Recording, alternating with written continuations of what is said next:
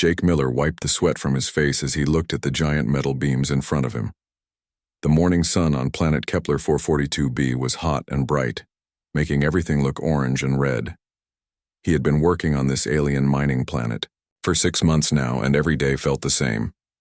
Wake up, eat bad food, work hard, sleep, and do it all again. "Hey Jake, the big bosses are coming today," said Pete Rodriguez, walking over with his tool belt hanging loose around his waist. Pete was Jake's best worker and good friend. They had worked together on Earth before coming to this faraway planet. Jake nodded and picked up his heavy hammer. "I heard. Some alien princess is coming to look at our work. Probably thinks we humans are just dumb animals. The other aliens on the planet always looked at humans like they were less than nothing. The humans got the worst jobs, the worst food, and the worst places to sleep. Jake's crew of 5 humans built things while the aliens, with their fancy machines and computers, did the important work." "Lisa, Ben, Amy, come over here," Jake called to his team. Lisa Park was small but knew everything about explosives. Ben Carter was big and strong and could move any machine. Amy Foster made sure everyone stayed safe, even when the alien bosses did not care. "We need to finish this support beam today," Jake said, pointing up at the tall metal structure. "The princess will walk through here, and I want her to see that humans can build things that last." The mining operation was huge, giant. Machines dug deep into the planet to find rare metals. Different alien species worked together, but they all looked down on humans. The Valtari were tall and proud with blue skin. The Zorbans were strong warriors with thick armor. The Keth were small but very smart with big eyes. And then there were humans, pink, soft, and new to space. As Jake's team worked, they heard noise, coming from the main platform. Flying ships landed and important aliens in fancy clothes walked out. Jake could see them from where he worked. In the middle of the group was a female Valtari who stood taller than the others. Her skin was bright blue and she wore white and gold clothes that showed she was very important. "That must be the princess," Amy said, stopping her work to look. "Princess." Zara walked with the alien supervisors as they showed her around. She asked questions and looked at everything carefully. Jake noticed that she seemed different from other important aliens.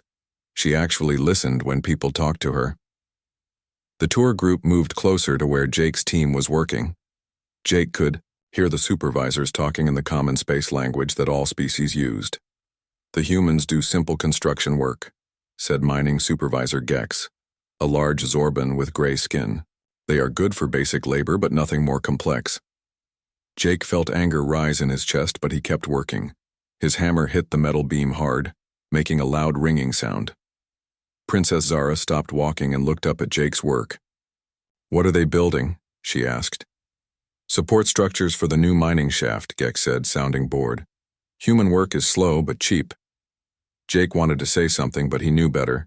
Humans who talked back to alien supervisors lost their jobs and got sent back to Earth with nothing. The princess watched Jake work for a moment. Their eyes met across the distance, and Jake felt something strange. She did not look at him like he was an animal. She looked at him like he was a person. Then, everything went wrong. A loud alarm started screaming across the mining platform. Red lights flashed everywhere. The ground started to shake under their feet. "Structural failure in mining shaft 7, a voice said over the speakers. "All workers evacuate immediately." Jake looked toward the main mining shaft and saw black smoke coming out. People were running everywhere, aliens and humans both scared and confused. "The support beams are breaking," Ben shouted over the noise. "The whole thing is going to fall down." Jake saw alien supervisors talking quickly into their communication devices. They were trying to figure out what to do, but they were moving too slow. Every second they waited, more people could die down in the shaft. "Pete, get the emergency gear," Jake said, running toward the smoking shaft entrance. "Lisa, bring your cutting tools. Ben, Amy, come on." "Jake, what are you doing?" Amy asked, following him. "There are people trapped down there," Jake said. "We have to help them." "But the aliens said to evacuate," Pete said. "The aliens are still talking," Jake replied. "People are dying while they talk." Jake's team ran toward the dangerous mining shaft while everyone else ran away. The alien supervisors were still standing in a group, arguing about safety rules and proper evacuation steps. Jake could see Princess Zara with them, looking worried. At the shaft entrance, Jake could hear voices calling for help from deep underground. The main elevator was broken, and smoke made it hard to see. There, Lisa pointed to a maintenance ladder that went down into the dark shaft. "We can use that." "It is too dangerous," said a Valtari engineer who was standing nearby. "The structure could collapse at any moment." Jake looked at the alien engineer, then at the dark shaft where people were trapped. "Then we better move fast." He started climbing down the ladder into the smoke and darkness. His team followed him without question. Behind them, Jake could hear Princess Zara arguing with the supervisors, her voice getting louder and more angry. Down. In the shaft, Jake found 12 workers trapped under fallen metal beams. 3 were Valtari, 4 were Zorban, 2 were Keth, and 3 were human. They were all scared and some were hurt. "We are going to get you out," Jake told them, already working to move the heavy metal. His team spread out, each person doing what they did best. For the next 6 hours, Jake's small human crew worked in the dangerous, unstable mining shaft. They used simple tools, strong backs, and smart thinking to free the trapped workers one by one. The alien supervisors sent down robots and tried computer solutions, but Jake's team got there first and worked faster. When the last trapped worker reached the surface, Jake was covered in dirt and blood. His hands were cut from sharp metal, and his body hurt everywhere. But all 47 trapped workers were alive and safe. Princess Zara was waiting at the top of the shaft. When Jake climbed out last, refusing to leave until everyone else was safe, she stepped forward. "You saved my cousin," she said quietly. Lord Commander Thex was one of the Valtari workers trapped down there. Jake looked at her, surprised. He had not known that one of the people he saved was related to the princess. "I would have done the same for anyone," Jake said simply. Princess Zara stared at him for a long moment. Around them, the alien supervisors were talking about how unusual it was for humans to risk their lives for other species. But the princess was not listening to them. She was looking at Jake like she was seeing something new and unexpected. "What is your name?" she asked. "Jake Miller, Your Highness," he said. "Jake Miller," she repeated slowly. "I will remember that name." As the medical teams took care of the injured workers, Jake noticed that Princess Zara stayed to help instead of leaving with the other important aliens. She worked alongside the doctors and nurses, not caring that her expensive clothes got dirty. That night, as Jake's team rested in their simple quarters, Pete asked, "Do you think saving those aliens will change anything for us humans?" Jake looked out the small window at the alien city lights in the distance. "Probably not," he said. But it was the right thing to do. He did not know that Princess Zara was at that moment writing a long report to her father about the primitive humans who had risked everything to save lives while the advanced aliens had stood around talking about rules and safety procedures. Jake Miller was just a human laborer, but today he had done something that would change everything. 3 days after the mining accident, Jake was surprised to see Princess Zara walking toward his worksite again. This time she came alone, without the group of important aliens and guards. "Jake Miller," she said, using his full name like she had been practicing it. Jake put down his tools and wiped his hands on his work clothes. "Princess, I did not expect to see you again. I asked to stay longer to study the mining operation," she said. "I want to understand how you humans work." Pete Rodriguez looked up from where he was welding metal pieces together. "Ma'am, we just build things. Nothing special about it." Princess Zara walked closer to examine their work. "But your construction methods are different from what other species use. Your accident rates have dropped by 70% since you started working here." Jake felt confused. "How do you know that?" "I read all the safety reports," the princess said. "Before your team arrived, there were many accidents every week. Now there are almost none. And the work gets done 3 times faster." Amy Foster smiled, proudly. "Jake makes us check everything twice and build everything stronger than it needs to be." "Why?" Princess Zara asked Jake directly. Jake thought about how to explain it. Because if something breaks, people get hurt. I would rather spend extra time making something right than have someone die because I was lazy. The princess wrote something down on a small device. This is not how other species think about construction. How do they think about it? Lisa Park asked, taking a break from checking explosive charges. They use computers to calculate the exact minimum strength needed, Princess Zara explained. They build things just strong enough to work, but no stronger. It saves money and time. Ben Carter laughed. That sounds stupid. What happens when something unexpected happens? Things break, the princess said quietly. Like 3 days ago. Over the next week, Princess Zara came to Jake's worksite every day. She asked many questions and even asked to try using human tools. Jake showed her how to use a hammer, and she was surprised by how much skill it took to hit the nail straight. Your species does everything by hand and eye, she said, struggling to hammer a nail into a piece of wood. Other species use machines and computers for this. Machines break, Jake said. Computers make mistakes. But if you know how to do something with your hands, you can always do it. Princess Zara finally got the nail into the wood after many tries. She looked proud of herself, even though it was a simple task. In my empire, important people never do physical work, she said. We are taught that using your hands for labor is beneath us. Jake felt uncomfortable. I am sorry if working with us makes you look bad. It does not make me look bad, she said firmly. It makes me think differently. That afternoon, Jake was teaching Princess Zara how to read building plans when alarms started going off again. But these were different alarms, not emergency alarms, but warning alarms. Ships appeared in the sky above the mining planet. They were big black warships with red markings. Jake had never seen ships like these before. Zorban Confederation Fleet, Princess Zara said, her voice suddenly cold and worried. They should not be here. Mining Supervisor Gex's voice came over the speakers. All workers report to emergency stations. Unknown fleet is demanding landing. Permission. Jake watched the black ship circle overhead. Are we in danger? Princess Zara looked scared for the first time since Jake had met her. I think they are here for me. One of the large ships landed on the main platform, and Jake could see alien soldiers marching out. They wore heavy black armor and carried big weapons. At the front of the group was an alien that was taller and more frightening than the others. Prince Krell, Princess Zara said quietly. Who is Prince Krell? Pete asked. Princess Zara looked down at the ground. My future husband. Our marriage was arranged to make peace between our empires.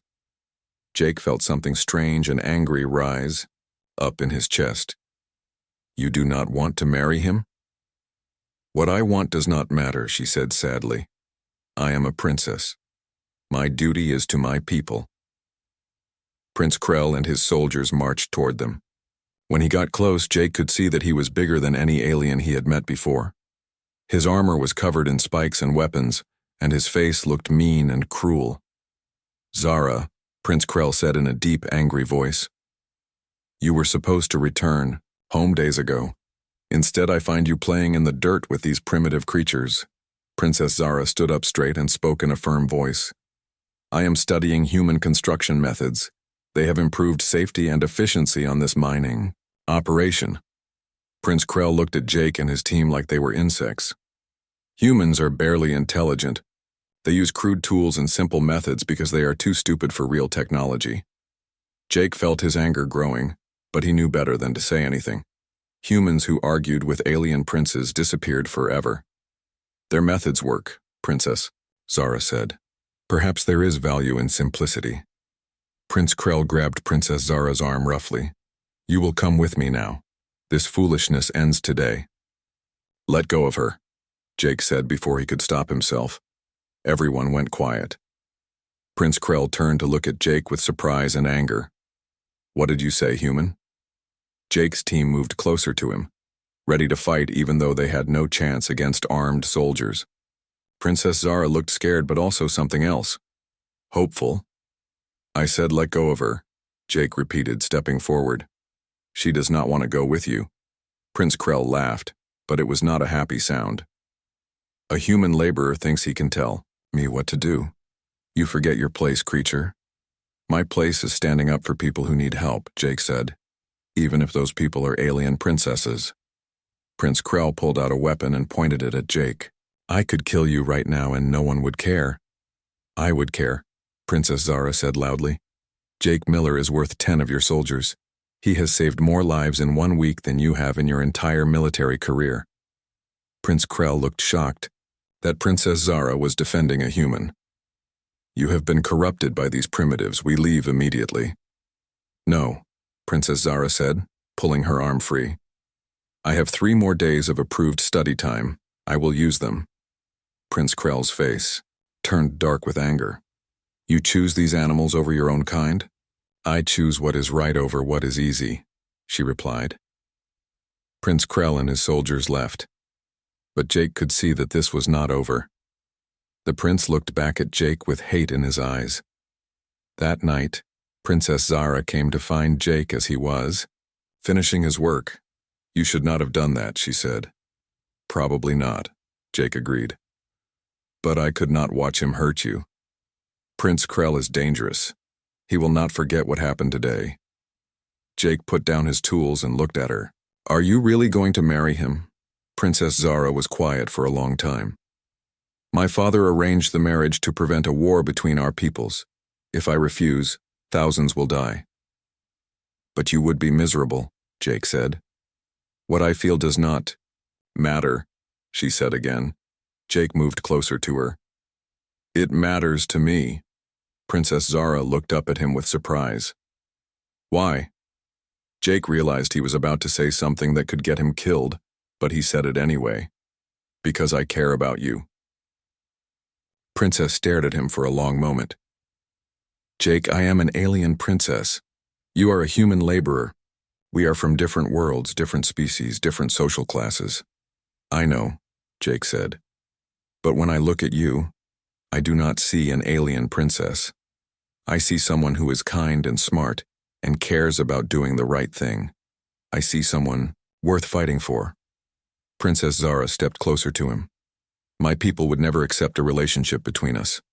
Your people probably would not either. Then maybe both our peoples are wrong about some things, Jake said. For just a moment, Princess Zara smiled. It was the first real smile Jake had seen from her. You are either very brave or very foolish, Jake Miller. Probably both, he said, smiling back. Their moment was interrupted by emergency alarms. Jake looked up and saw that Prince Krell's ships were moving into attack positions around the planet. Mining Supervisor Gex's voice came over the speakers again. All personnel to emergency stations. The Zorban fleet is claiming mining rights violations and demanding immediate evacuation of all Valtari personnel. Princess Zara looked worried. He is using military force to make me leave. Jake looked at the black ships surrounding the planet. Can they do that? They can if no one stops them, she said. Jake thought about the situation. The aliens would use their advanced computers and weapons to solve this problem. But maybe there was another way, a human way. Princess, how long would it take for help to arrive if you called for it? 3 days minimum, she said. Then we need to hold them off for 3 days, Jake said. Princess Zara looked at him like he was crazy. Jake, they have warships. We have mining equipment. Jake smiled. Princess, you have been learning about human methods for a week now. The first lesson is that sometimes the simple solution is the best solution. What are you thinking? Jake looked up at the enemy ships, then at the asteroid field around the planet. I am thinking that Prince Krell's fancy computers are not going to be able to calculate everything we can do with some explosive charges and a few big rocks. Princess Zara stared at him for a moment, then started to smile. You want to fight warships with mining equipment? I want to fight warships with human stubbornness, Jake said. Are you willing to help? Princess Zara looked at the enemy ships, then back at Jake. My father. Jake stood on the observation deck looking at the asteroid field that surrounded the mining planet. His mind was working fast, thinking about how to turn space rocks into weapons against Prince Krell's warships. Lisa, how much explosive do we have? He asked. Lisa Park checked her inventory list. About 200 charges for mining operations, not much against warships. We do not need to destroy the ships, Jake said. We just need to make Prince Krell think twice about attacking. Princess Zara stood beside him, still wearing her royal clothes, but now also wearing a human work helmet. What is your plan? Jake pointed at the largest asteroids floating near the planet. Those rocks are big enough to damage a warship if they hit at the right speed and angle, but the enemy computers can track and destroy any asteroids we push toward them. So how do we make it work? Ben Carter asked. We create chaos, Jake said with a smile. Human chaos. The kind that computers cannot predict or calculate. For the next 18 hours, Jake's team worked harder than they had ever worked before. They used mining equipment to attach explosive charges to dozens of asteroids. But instead of aiming the rocks directly at the enemy ships, they aimed them in random directions at different speeds. Princess Zara learned to operate human mining machines, getting her expensive clothes dirty and her hands cut by rough metal. She worked as hard as any human, refusing to take breaks even when Jake told her to rest. In my empire, royalty gives orders, she said, wiping sweat from her blue forehead. They do not work with their hands. Do you like giving orders better than doing the work yourself? Amy asked. Princess Zara thought about it while she helped move a heavy piece of equipment. I thought I did, but there is something satisfying about building something yourself. Pete Rodriguez laughed. Wait until you have been doing it for 20 years. Then see if you still think it is satisfying. I might not have 20 years, Princess Zara said quietly. Jake looked at her. What do you mean? My father sent a message today. The Galactic Council is demanding that I return home immediately. They say my association with humans is causing political problems. Jake felt cold inside. When do you have to leave? Tomorrow, she said. If I do not go willingly, they will send ships to get me. Jake stopped working. Then we better make tonight count. That evening, Prince Krell's fleet moved into attack position. His voice came over the communication system to the entire mining colony. Attention, mining colony. You have harbored a Valtari princess in violation of diplomatic protocols. Surrender. Princess Zara immediately, or we will take her by force. Jake activated the colony's response system. This is Jake Miller. Princess Zara is here as an official diplomatic observer. You have no right to demand anything. Prince Krell's laughter came through the speakers. A human laborer thinks he can negotiate with me? You have no authority here, creature. Maybe not, Jake said. But I have something you do not have. And what is that? Friends, Jake replied. All around the mining colony, lights started turning on. Workers from every species came out of their quarters and workstations, the Valtari engineers that Jake had saved from the mining accident, the Zorban mechanics who Jake's team had helped when their equipment broke down, the Keth scientists who Jake had shared human food with when their supplies ran low. The human Jake Miller has earned the respect of this colony, said Lord Commander Thex, Princess Zara's cousin. Any attack on him or Princess Zara is an attack on all of us. Prince Krell's ships powered up their weapons. Then you will all suffer for protecting primitives. Now would be good, Jake said quietly to his team. Lisa Park pressed the detonator button. The asteroid field around the planet suddenly exploded into motion. Dozens of space rocks started flying in every direction at different speeds. Some moved fast, some moved slow. Some spun while they moved. Others tumbled end over end. Prince Krell's ships immediately started shooting at the asteroids, their computer systems calculating which rocks were dangerous.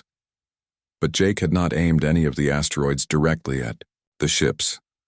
Instead, the rocks bounced off each other, changed direction when they hit other asteroids, and created a chaotic cloud of moving debris. What is happening? Princess Zara asked, watching the confusion on the tactical displays. Human unpredictability, Jake said. Their computers can calculate the path of one asteroid, or even 10 asteroids.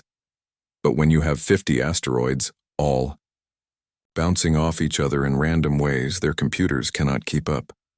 The enemy ships found themselves surrounded by flying rocks that kept changing direction. Every time they moved to avoid one asteroid, two more came at them from different angles. "This is impossible," came Prince Krell's angry voice over the radio. "These trajectories make no sense." "That is the point," Jake replied. "Sometimes the best solution is the one that makes no sense." For 6 hours, Prince Krell's advanced warships were held off by flying rocks and human stubbornness. Every time they tried to approach the planet, more asteroids would bounce their way, forcing them to retreat. Finally, Prince Krell's voice came, over the communication system again, full of anger and frustration. "This is not over, human. I will have Princess Zara, and I will have my revenge on you." The black ships pulled back to a safe distance, but they did not leave the system.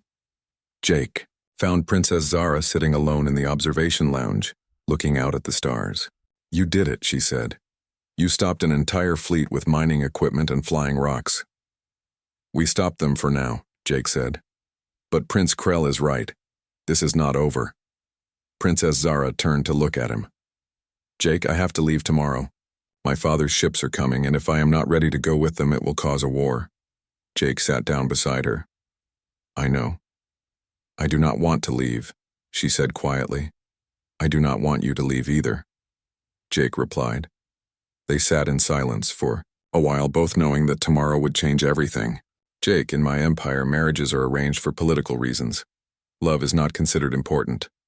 "That sounds lonely," Jake said. "It is," she agreed.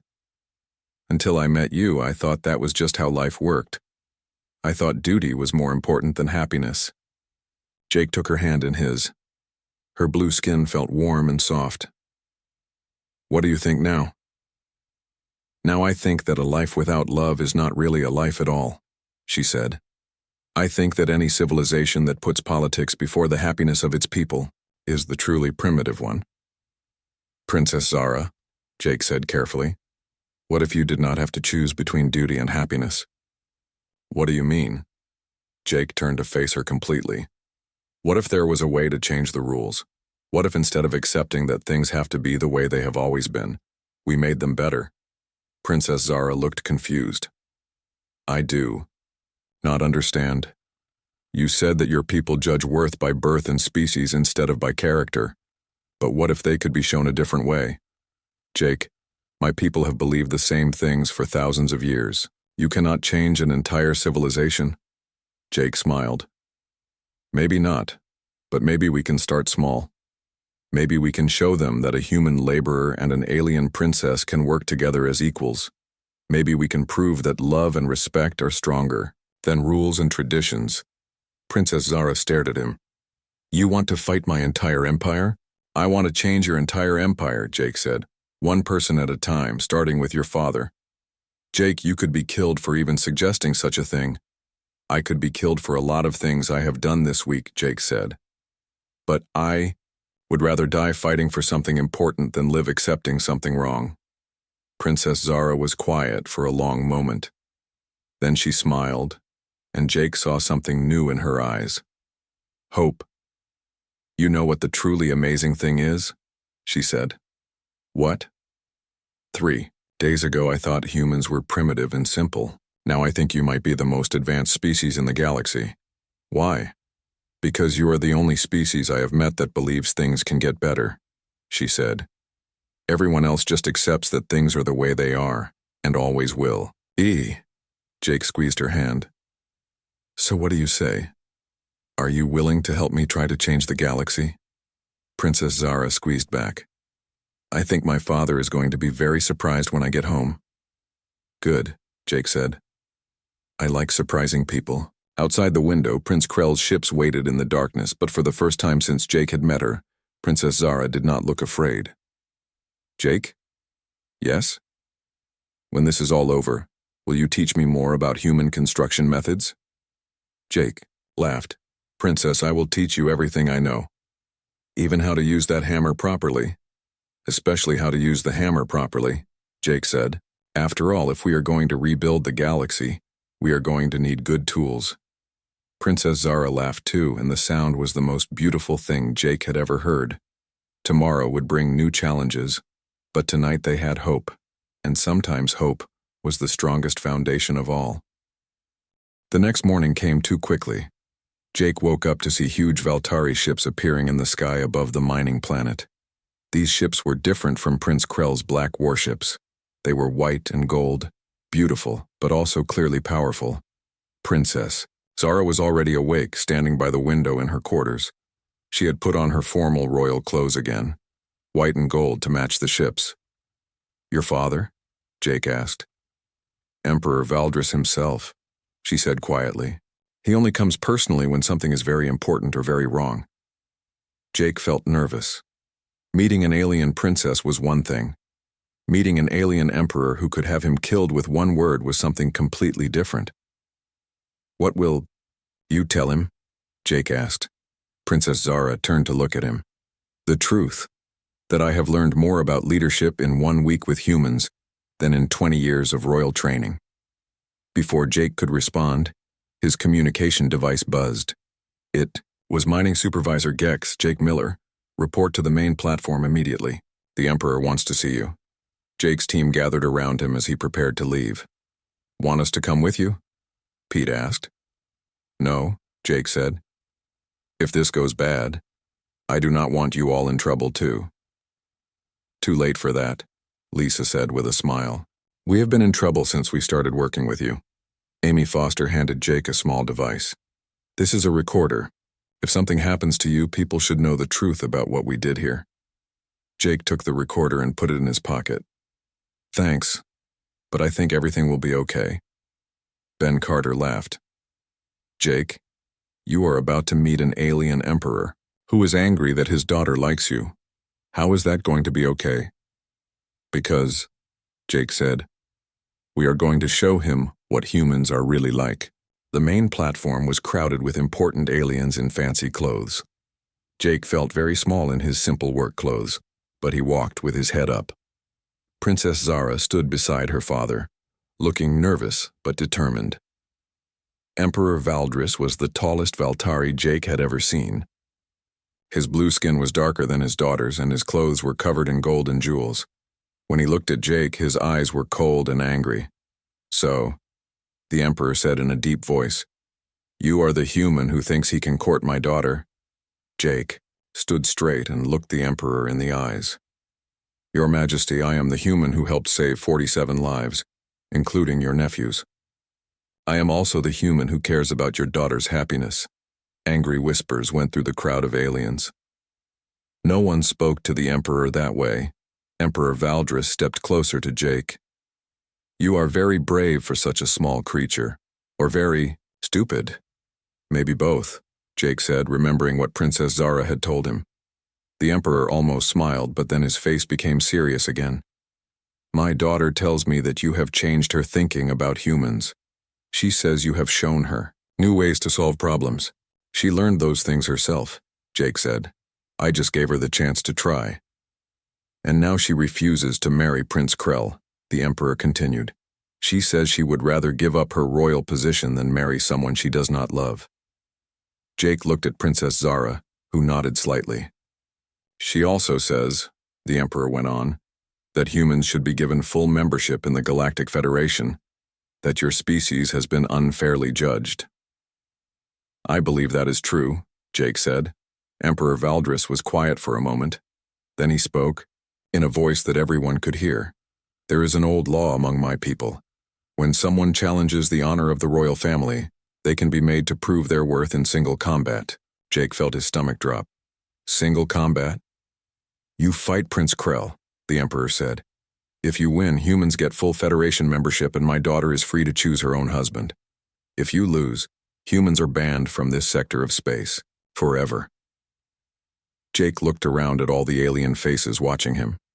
Some looked interested, some looked amused, and some looked like they thought he was crazy. "What weapons do I get?" Jake asked. "Whatever weapons Prince Krell chooses to use," the Emperor said. Prince Krell stepped forward, smiling cruelly. "I choose plasma rifles and full combat armor." Jake nodded slowly. He had never used a plasma rifle, and he certainly did not have combat armor. But he thought about all the humans working in space who would lose their jobs if he said no. He Thought about Princess Zara, who was willing to give up everything for what she believed in. I accept, Jake said. Princess Zara looked worried, but she also looked proud. The combat will take place tomorrow at dawn, Emperor Valdris announced, in the mining facility where the human has been working. That evening, Jake sat with his team in their quarters, trying to figure out how to fight a trained alien warrior with advanced weapons. This is crazy, Pete said. Prince Krell has been fighting wars for 50 years. You fix buildings. I also fix problems, Jake said. This is just a bigger problem than usual. Lisa Park was studying technical information about Prince Krell's armor and weapons. His combat suit is designed to protect against energy weapons and projectiles, but it has weak points at the joints.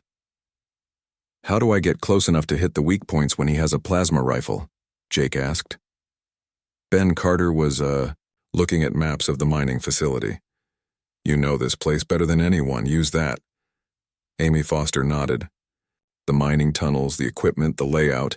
You built most of it yourself. That has to count for something. Jake spent the night walking through the mining facility, thinking about every pipe, every beam, every piece of equipment.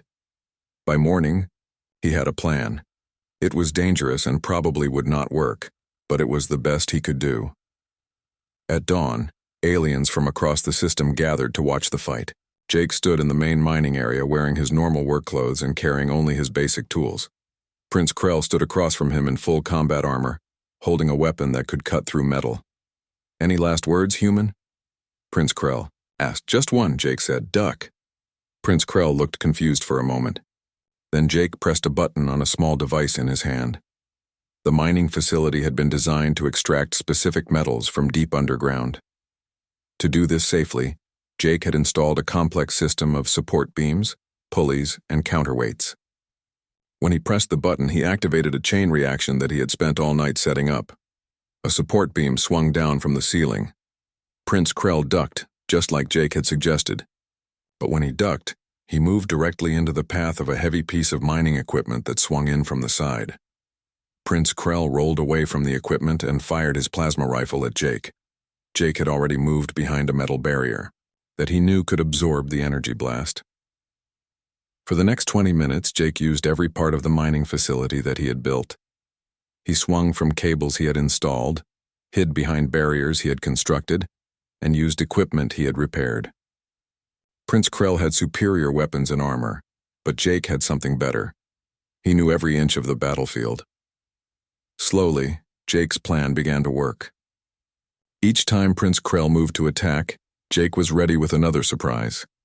A steam pipe that suddenly released hot gas, a conveyor belt that activated at the perfect moment, a stack of metal beams that fell just where Jake needed them to fall. Prince Krell became frustrated and angry. He was used to fighting other warriors in open combat, not playing games with a human who used construction equipment as weapons. Finally, Jake managed to maneuver Prince Krell into position beneath a large piece of mining equipment. Jake had weakened the supports during the night, and now he pulled a cable that brought the heavy machine down. Prince Krell's armor saved his life, but the impact damaged his weapon and trapped his legs. He was defeated, but not seriously hurt. Jake stood over the fallen warrior, breathing hard and covered in dirt and sweat. Do you yield? Jake asked. Prince Krell looked up at him with surprise and anger, but also something that might have been respect. How? Prince Krell asked. I have better weapons, better armor, better training. Jake helped Prince Krell sit up. You have better equipment, but I had better motivation. What motivation? Jake looked over at Princess Zara, who was watching with tears of joy in her eyes. Love, Jake said simply. I was fighting for love. Emperor Valdris stepped forward. The human has won fairly. Prince Krell, your claim on my daughter is ended. The Emperor then turned to Jake. Human Jake Miller, you have proven that your species has courage, intelligence, and honor. I grant your people full membership in the Galactic Federation. But the biggest surprise came next. I also, the Emperor continued, offer you the position of Special Ambassador for Human-Alien Relations. Your job will be to help other species understand what humans can contribute to the galaxy. Jake looked shocked. Your Majesty, I am just a construction worker. No, Princess Zara said, walking over to take his hand. You are the human who showed us that the best leaders are not those who are born to power, but those who earn respect through their actions. Emperor Valdris nodded. My daughter has asked to establish a new colony where different species can work together as equals. I have decided to approve this project, with her as governor and you as her advisor. Jake felt overwhelmed. A week ago, he was just a laborer trying to make enough money to help his family on Earth. Now he was being offered a chance to help change the galaxy. I accept, Jake said. But I have one condition, the Emperor raised an eyebrow. A human laborer makes conditions with an emperor? My team comes with me, Jake said firmly. 5 years later, Jake Miller stood on the highest tower of New Harmony Colony, watching the sunrise over a world that had become something amazing. Below him, humans and aliens worked together in the streets, markets, and construction sites of the most successful settlement in the galaxy. The morning report, Ambassador, said Pete Rodriguez, walking up behind him. Pete now wore the uniform of the colony's safety director, but he still carried a tool belt. How many times do I have to tell you to just call me Jake? Jake said with a smile. And how many times do I have to tell you that you are an important person now? Pete replied. The Galactic Council wants to hear your recommendations about the new trade agreements. Jake sighed.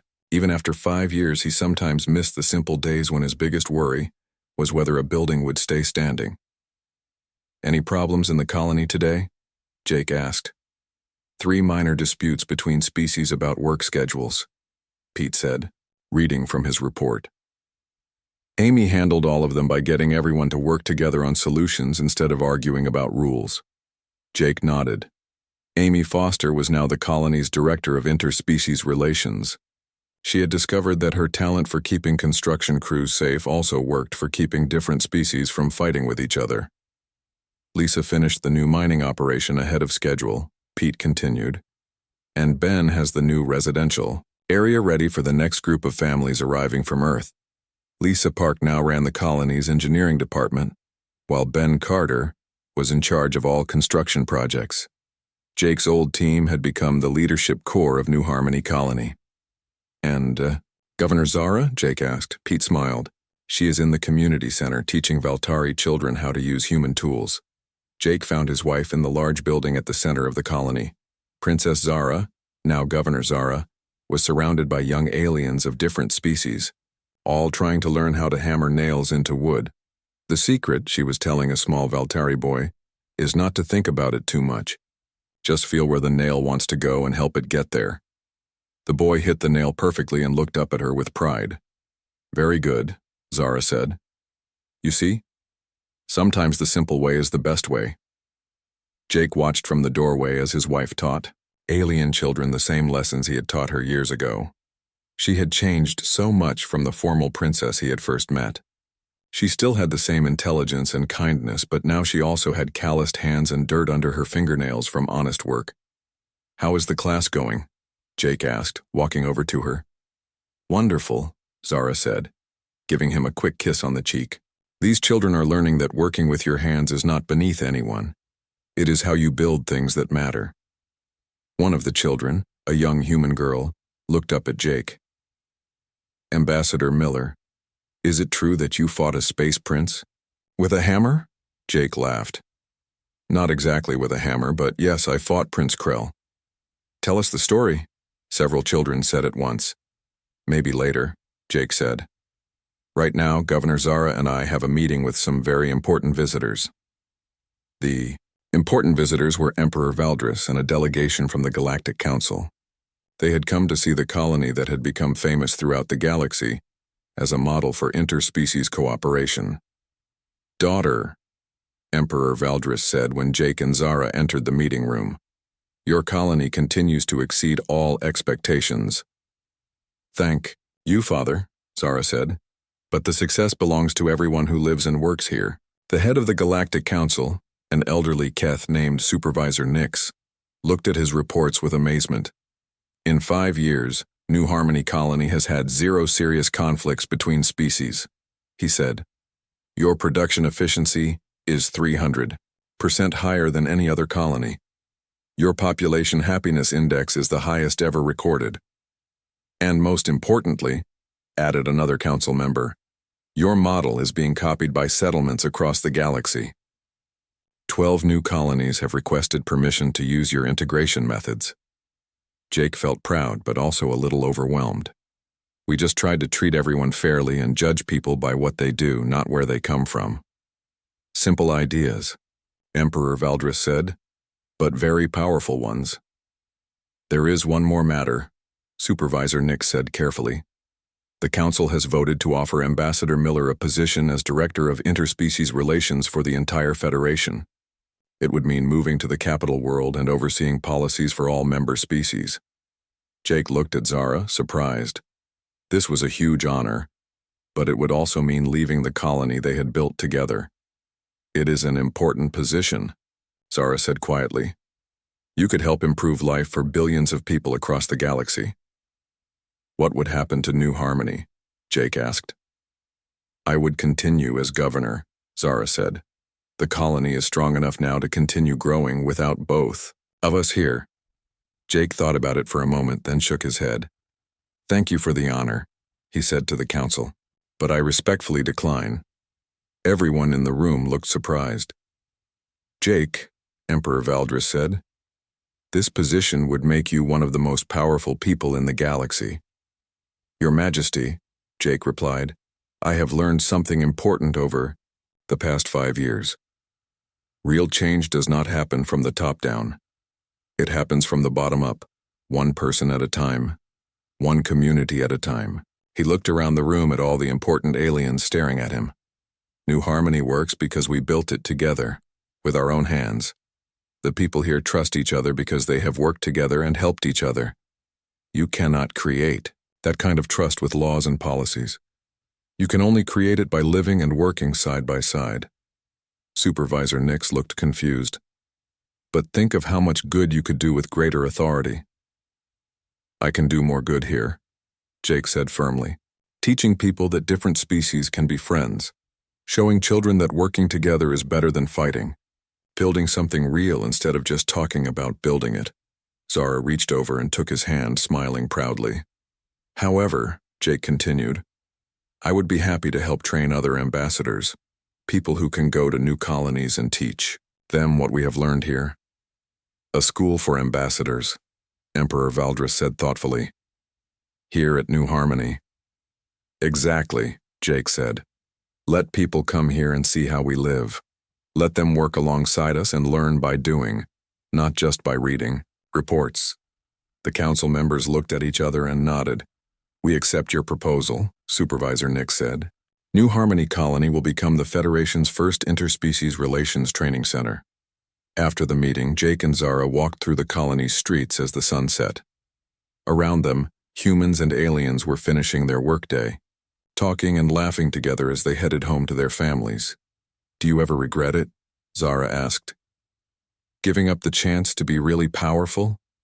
Jake stopped walking and looked at her.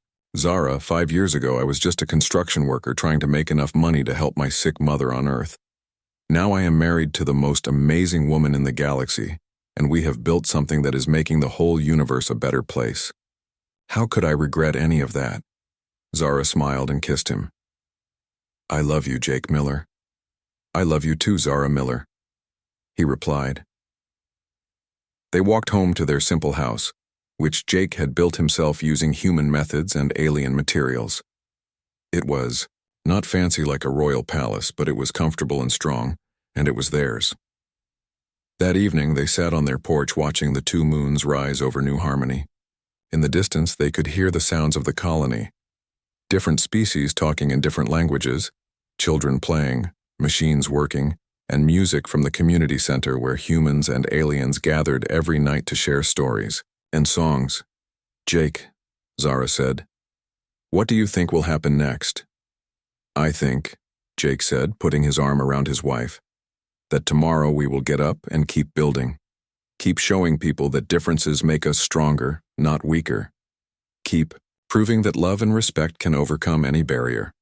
Even between a human laborer and an alien princess? Zara asked teasingly. Especially between a human laborer and an alien princess, Jake replied. As they watched the stars come out in the alien sky, a ship landed at the colony's spaceport. More families were arriving, humans from Earth, Valtari from the Empire, Zorbans from the Confederation, and Keth from the academic worlds, all coming to be part of something new and better. You know what the best part is? Zara said. What? We are just getting started, she said. New Harmony is just the beginning. Someday there will be hundreds of colonies like this one, thousands of people living and working together, a whole galaxy where species are judged by their character instead of their biology. Jake squeezed her hand. It will take a long time. Good, Zara said. That means we will have plenty of work to do. Jake laughed. After all these years, you still like working with your hands. I learned from the best teacher, she said. A human who showed me that the most important things in life are not given to you. They are built one day at a time with patience and care and love. The next morning, Jake woke up early as he always did. He put on his work clothes and picked up his tool belt. Even as an ambassador and colony leader, he still spent part of every day doing construction work. It kept him grounded and reminded him where he came from, as he walked to the construction site where his team was building homes for new families. Jake thought about how much had changed.